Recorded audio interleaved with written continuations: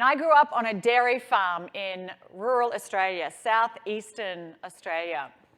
And when I was leading up to my 10th birthday, I said to my dad, who milked cows for about 50 years, morning and night, to raise his 7 kids. I'm big sister of 7, Margaret Mary. I said, Dad, can I please get a horse? I really want a horse for my birthday.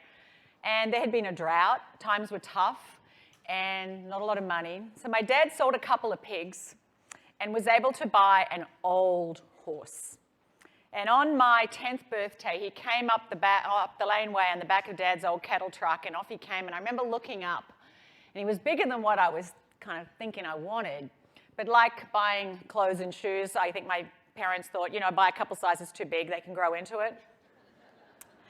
And I looked up at Robbie and I was like, okay, I'm going to learn how to ride this horse. And then every morning before school, in my one-room schoolhouse, there was 13 kids. I was the only kid in my grade the whole way through elementary school.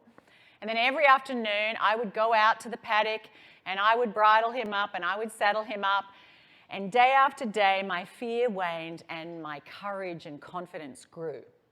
And after about a year, I was pretty good at riding Robbie, who was kind of slow. And I started begging my father, could we please get a faster horse? And of course, money was still tight, but there was this raffle. It was a New Year's Day raffle. And my dad went into it. It was 20 cents a ticket or 6 for $1. There were 6 kids in the family at that point. And I prayed, oh, dear God, please let me win that horse. I will not be mean to my brother. I will help my mum do the dishes. I promise I'll never complain when I get asked to peel potatoes. And sure enough, the faith of a child, we had the lucky ticket. And we won a horse from Australia's rugged, snowy mountains who would go from 0 to 60 miles an hour in about 5 seconds flat, often leaving me on the ground behind him.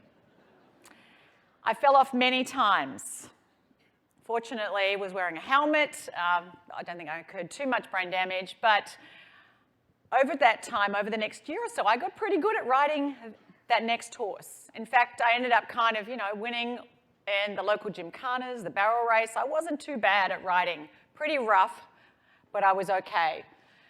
As I look back on those experiences as a young girl on the farm and numerous others, I realized that I kind of developed a certain tolerance for taking a risk, from falling off, picking myself up, moving forward. Even though I was afraid, I'd get out there. And it taught me a really valuable lesson, that growth and comfort can't ride the same horse. And if we only ever do what's comfortable, we never discover in ourselves what's possible.